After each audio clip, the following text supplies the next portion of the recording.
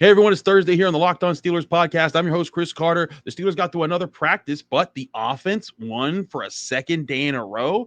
We'll talk about how Aaron Rodgers and the offense is improving and elements of the offense that we haven't seen for a long time that are starting to show up. We'll talk about the offensive line, if they're improving or not, what I'm seeing in them, and also Juan Thornhill making a bold claim about the defense that I don't think is too far off if he just toned it down a little bit. That's next here on the Locked On Steelers podcast. Let's get into it.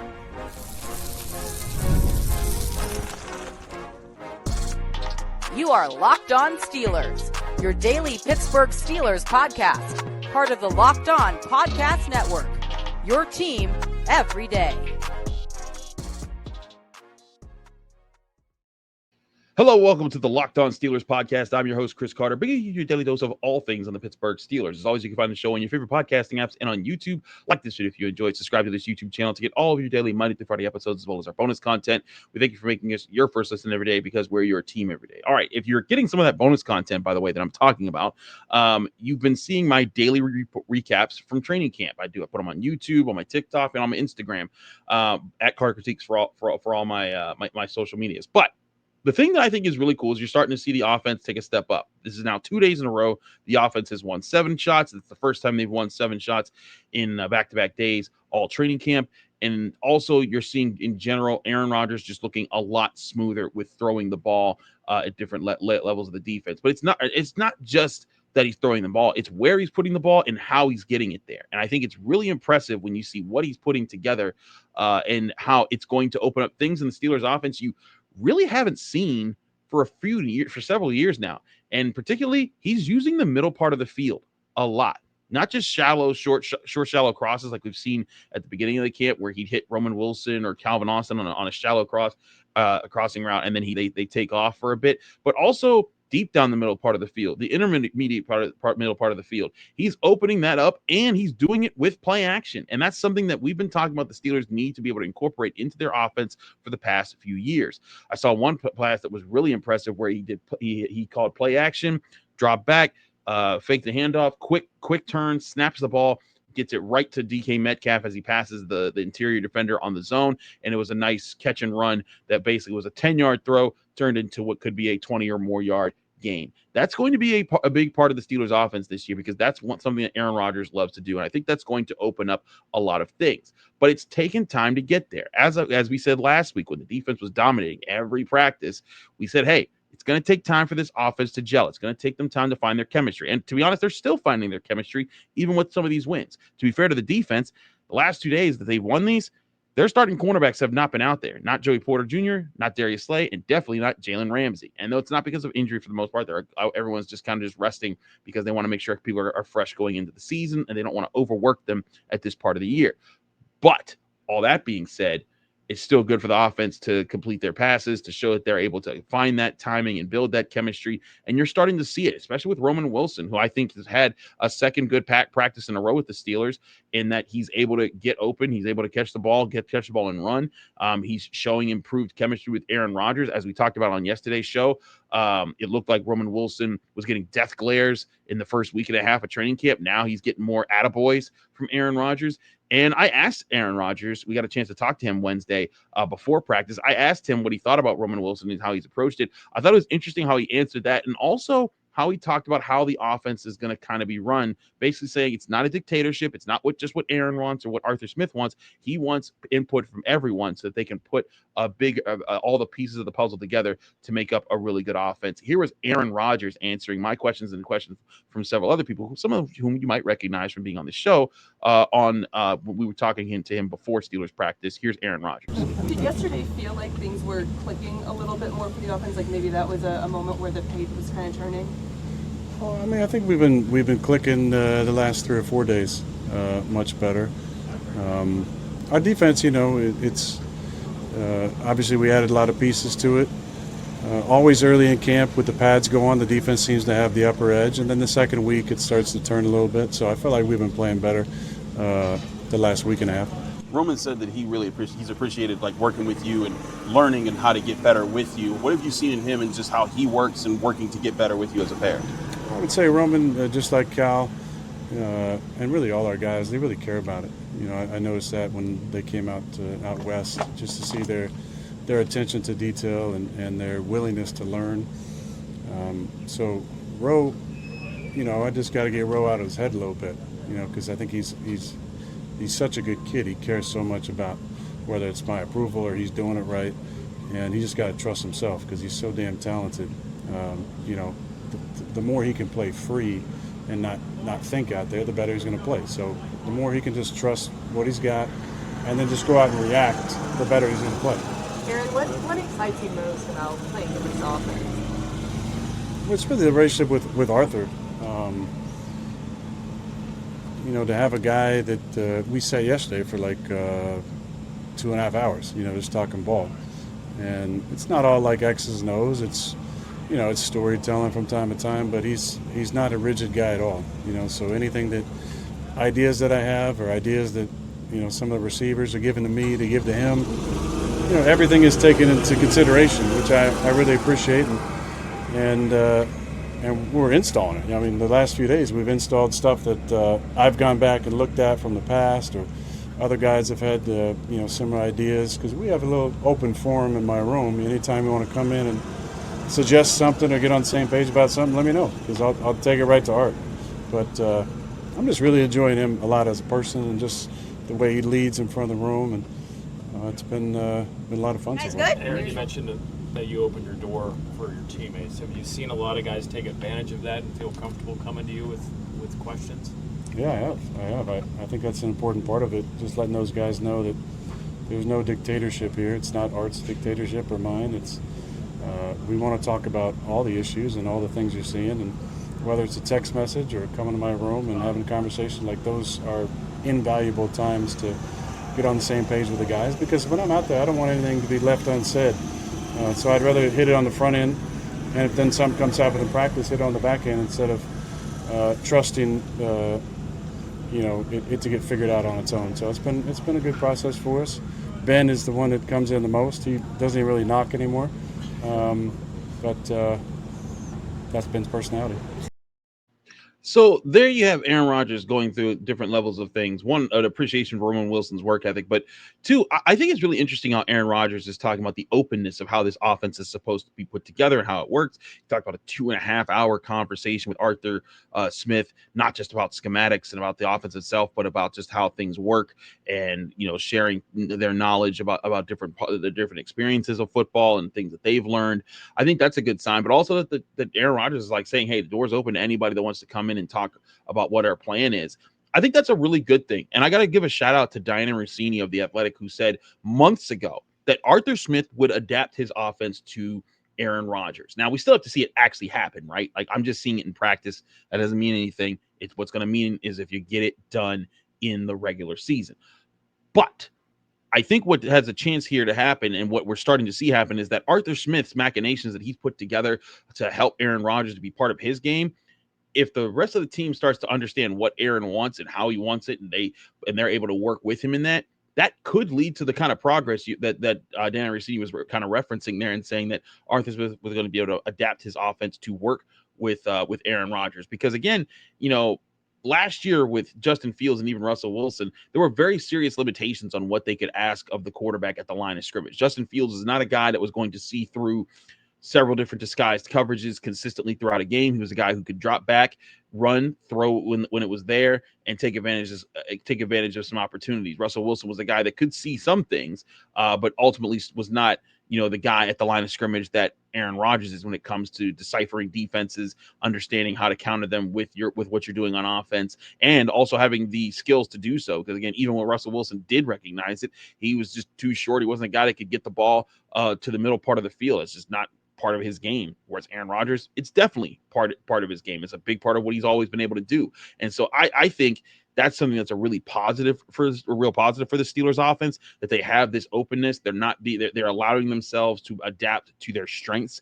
And that's going to be something that could actually work out in their favor if they do this the right way going into the season, because Aaron Rodgers has strength, but so does DK Metcalf, so does Caleb Johnson and Jaylen Warren, so does his offensive line, Pat Freiermuth, Johnny Smith, and even Calvin Austin and Roman Wilson. But it's about how do they maximize those potentials of all those different players and others that I didn't even get to mention there.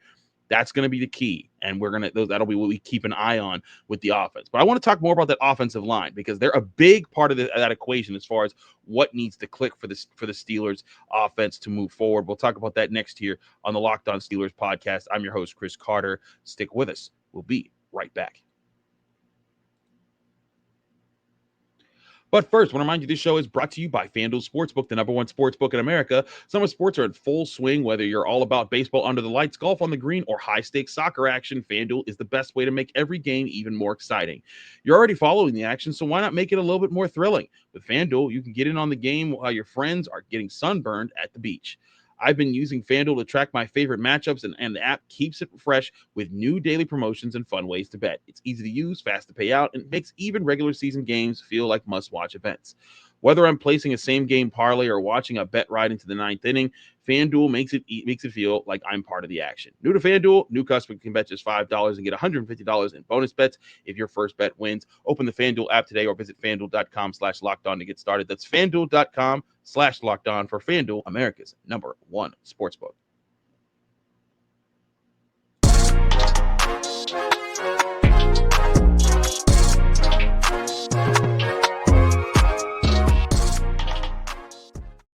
We're back here on the Locked On Steelers podcast. I'm your host, Chris Carter. We continue our episodes here going over what we're seeing in training camp. Again, the offense won the day. They won 7 shots, 4-3. We're not in full pads, though, so that's there. But I will say also this, and I've noticed this a few and more as practices have worn on. The offensive line has been doing a better job as far as being in position to pick up the different stunts and blitzes the Steelers defense is throwing at them. Now, granted, when the pads were on, doesn't necessarily mean they're going to stop them at all times because they're also trying to not kill the Steelers quarterbacks right now. But I have been seeing, like early on in practices, it's like especially with Broderick Jones, I saw when blitzes came, sometimes he wouldn't even just get his head in the right spot. Sometimes his feet were out of position, his hands were out of position, he was out of position, and it led to open lanes to the quarterback. I'm seeing that a lot less often now, and that's a good sign, I think, from this offensive line because they need to be able to communicate, before anything else. And I got a chance to talk to Broderick Jones with a few other people as well about what the progress is and how they're moving forward. And a big part of this has just been understanding what is needed from them on a play-to-play basis and being able to understand that before you line up when you're in the huddle and you hear it, understanding it and knowing it so that when you get into the play, you're not thinking as much about what you need to do. You're just doing it because it's so routine. And that's what the Steelers offensive line needs to get going for them. It's what I always talk about with offensive lines in general. If you want to be the best run blocking offensive line, when you take that right foot lead step, they all need to come at the same time, and there needs to be synchronization from all across the board. And then when you're in pass protection, you need to understand how you can play off of each other when different guys blitz in different areas, and that's something that takes time to build, and it's something that takes experience. But I saw several reps where Broderick Jones and Isaac Seumalo, like they were communicating, they were passing off those stunts and twists, doing it the proper way, and that's a good sign for the Steelers. I think that's something that needs to happen. They need Broderick Jones to work out this year to be part of their long-term plan and start this rebuild for the offensive line. If he does work out, I think it could be a really good positive for the Steelers because he could be a guy that kind of anchors the future of the offensive line. And if it doesn't work out, then everyone's going to be looking at Zach Frazier and Troy Fautano next year being like, oh boy, can they actually be good or are they not going to work out? So still lots to determine there. But I did get a chance to talk to Broderick Jones, and I thought it was interesting what some of the answers he gave. Here was Broderick Jones after practice on Wednesday. Been noticing you guys picking up different stunts and twists the defense is throwing at you guys, which they throw a lot at you guys. What can you say about the improvement that you guys have had from the start of camp to now in doing those things? Man, it's great. Our defense is top notch, man. Our defense has always been top notch. So just being able to go up against them every day. Coach TA, he dials it up every day. It's something new every day with him. So, it keeps us on our toes. And, I feel like that's a good thing for us, too, because with us being able to see a lot of things in the game, it slows down for us. So what's the part of your game that you feel has improved the most from the end of last season to right now, whether it's footwork, hand placement, or just like overall knowing things? I would probably say my footwork and my hands. Just being able to quicken them up, being light on my feet, thinking ahead of the play instead of always trying to just have that process like while we're going into the play, which is it calls you to slow down and not play as fast as you want, and all sorts of crazy things like that. So for me, I'll probably say just being quicker with my hands and feet. So would you say experience and the lost weight that you took off to prepare for camp, all that's really been helping you? Yes, all of it plays a part. So Broderick Jones, it's something that I've been noticing with him since really he's been with the Steelers. I feel like part of the issue with him is that sometimes he's unsure about when he's supposed to punch, how he's supposed to go at things. And that's the things he has to get around. And I think that he's starting to find his comfort zone with how and when to do those things in especially in pass protection, talking about there. And that's where I think Broderick Jones could really improve. But if the rest of the Steelers offensive line improves with him, great. Awesome, because they're gonna if they do those little things, it's gonna add up to big things on the offensive line. But like Broderick Jones talking about his hands and his feet are better there, but he's talking about understanding what the play is and where it's supposed to go and not needing to worry about that, not having to slow down. That's a big part of what is needed from a guy like him. In this at this stage, he needs to be on point. He needs to be knowing where he's supposed to go. He needs to be knowing what he's supposed to attack and how and what he's supposed to defend, and be prepared for different counters. And those are the things that take time to build. But again, that's why you want to get him in these reps in the training camp in the preseason. I do think Broderick Jones is making improvements. He's able to pick up guys. He's able to do a little bit better in pass protection. And I think there's sometimes he miscommunicates, but sometimes that happens, especially for a young player. But I think that he's doing all right for himself right now when it comes to the O-line. Now, as far as the O-line as a whole, it's tough because the Steelers really haven't shown their O-line too many times healthy this season. As far as their projected starters on the offensive line. But I will say, like Zach Frazier, I think the snaps thing has not been an issue for a while. I think Mason McCormick is having a little bit of rough here and there, but I think that's primarily because of the D tackles he's going up against, namely Y.A. Black. Is really tough. But Y.A. Black and Broderick Jones had an interesting back and forth here and there. But I think this is an offensive line. And then, of course, Troy Fautano on the right. I think he's been very, very good. But I look at the possibilities for the Steelers offensive line this year, and I still think they can be an upper tier unit. Not again, maybe not a top 10 unit, but I think that they could still be a group that if they grow together and they grow the way that Broderick Jones is talking about and the different guys are talking about on the team, when you ask them about this offensive line, I think there's a really good chance this offensive line could be pretty good, especially with all of the investments that they've made and the switch that they've made. I think that there's a really good chance that they'll be able to, on the offensive line, put something together. And again, they don't need to be elite. If they're an above average offensive line, which means above 16, I think that puts them in a really good spot to say, like, hey, they can run the football, they can protect the quarterback, they can do all the things they need to do. And that's a huge part of with this offensive line. Because again, I'm gonna keep saying it until the season's over, and maybe even after that. But the bottom line for this team is the offensive line. Aaron Rodgers, DK Metcalf, Jalen Ramsey, all those are great, shiny new names. But the bottom line is, can this offensive line hold it together? If this offensive line holds it together, this team could be really, really good. If it's so-so, we'll have to see. But if it's bad, that's gonna mean some hurt Aaron Rodgers days, and you do not want those in your future. So I think there's gonna be a lot of protections put in by the Steelers as they try to figure things out over this next period of time that they have here as they approach the preseason with the Jaguars on Sunday. We're going to take another quick break. When we come back, I talked a lot about the offense. I want to talk about the defense, and particularly some things that Juan Thornhill said that I thought were kind of interesting. We'll get to that next year on the Locked On Steelers podcast. I'm your host, Chris Carter. Stick with us. Be right back. But first, I want to remind you this show is also brought to you by Yahoo Fantasy. It's the best time of the year. The NFL kickoff is almost here, and that means fantasy football season is back in full swing. This year, Yahoo Fantasy is turning things up with a fantasy football experience like never before. It's all going down on Yahoo Fantasy. This year, me and Locked On Steelers listeners are playing on Yahoo Fantasy, and you should too, whether you're a first-timer or a veteran making your millionth league. I've used Yahoo Fantasy for years, and the updates they're rolling out this month are wild in the best way.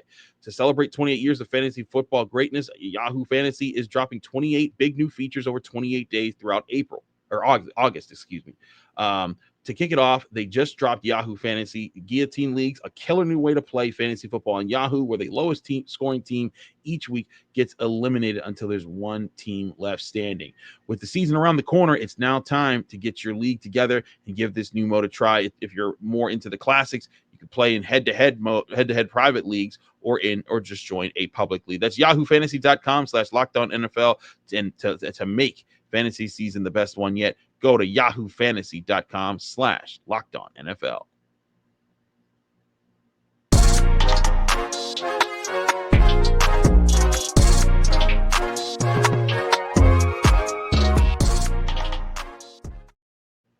We're back here on the Locked On Steelers podcast. I'm your host, Chris Carter. We continue our show here today. I've talked a lot about the offense, and I feel like I should, because we talked so much about the defense while they were winning and while they were dominating. And again, they might go out and dominate tomorrow in practice. Who knows? But I just really think that this defense is going to be like that. A lot of people have asked me, Chris, do you think it's the offense stinking or the defense ruling? And I think that there's a bit of both in there. I always think there's a middle ground to be had, but I think the middle ground is actually still a lot closer. I think that the ground that you should be on is that this defense is really doggone good. I think it's more about that than it's about this offense. And I'll be really intrigued to see how this offense goes against them when Ramsey, Porter, and Slay are back, because that's a big part of what they're trying to do on defense. This defense does have the potential to be elite this year. When you look at their positions, D-line, if Derek Carr and Awaya back are anything like we're looking right now, and you got Cam Hayward and you got Keno Benton, that's nasty. That's a group that's nasty with depth. That's pretty good. You look at the edge rushers, TJ Watt, Alex Highsmith, Nick Herbig, even Jack Sawyer, who's been looking solid. That's talented. You got depth there as well. Inside linebacker now for the first time in a while, I guess, Peyton Wilson, Patrick Queen, and Cole Holcomb, all there. Yes, please. They're all going to be big parts of it as well. And then we've gone over the corners. Jalen Ramsey just playing out of his mind. Darius Slade, Joey Porter Jr., and then at safeties you got Deshaun Elliott, and then you got Juan Thornhill and then you still got Chuck Clark and other guys that can be really good coming off the bench. But I think what's going to determine this is how aggressive the Steelers are and how hyped up does this defense get. And how excited do they come to the field ready to work, because that's going to be a big part of this. Now, again, I think they can be one of the best defenses in the NFL. But Juan Thornhill kind of went a little bit further than that. Here, listen to safety Juan Thornhill after Steelers practice on Wednesday. You guys have sat quite a few corners the past few days. Joey, Darius, Ramsey, but you guys still seem to have that fluidity that you're always changing things up in the secondary. What can you say about other guys like Brandon Echols, James Pierre, who've been filling in? We talk about we can't take a step back just because one guy's down. You never know what's going to happen. We play football, it's a physical sport, so one guy could go down for, one play, could go down for a couple of weeks. So the next guy just got to prepare each and every week like a starter. It seems like they're not been bashful to say they think they could be the number one defense this year. I mean, when we got pieces everywhere. Look at the roster. Look at who we have.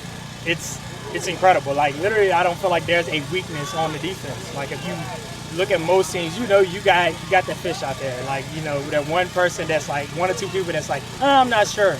But with us, literally out of front, that's unbelievable. Linebackers is great, and DBs that could cover anyone. Now, I'm realizing I didn't include the clip where he said it exactly. I thought I edited it in, but I'll basically quote him here. Just before that last comment there, that was Mike DeFabo you heard.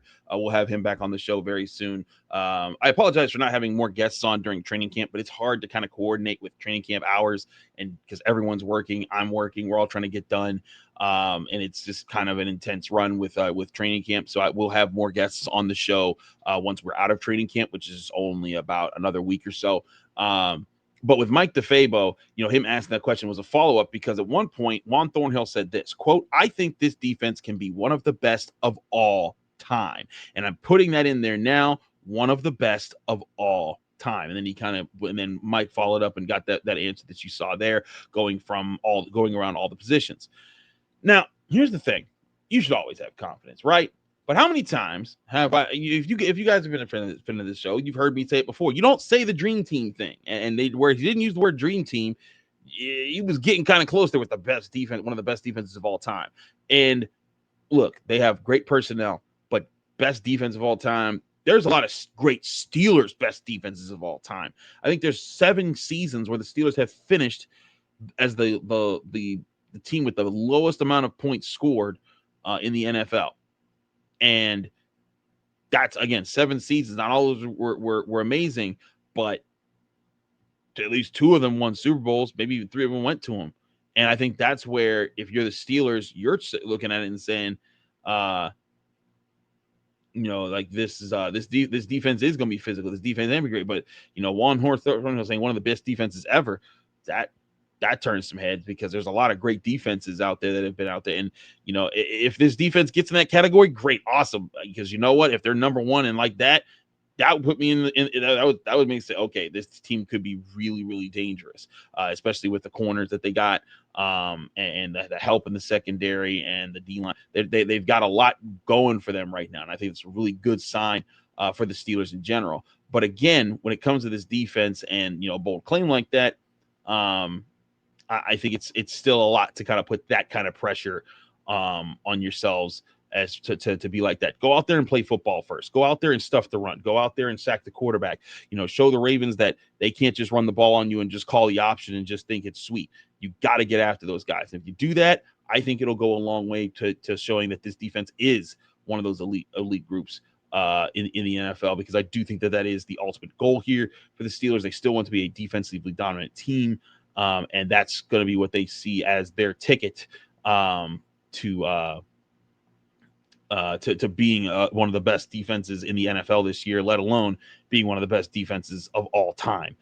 So I wouldn't go that far just yet. They still got to prove a lot, but I do think it's interesting to see that confidence and that swagger from the defense. And it's going to be interesting to see, does it carry over to gameplay? Because if Juan Thornhill's out here getting cooked by the backups of the backups, it's not going to look good for him with statements like that. But at the same time, he could be in a position where he plays well, and then all of a sudden, there's a lot of people wanting to look at the Steelers defense a little bit harder, and who do they have available? All those things are possible there. I think the Steelers are going to be fine. I think they're gonna bring it on defense.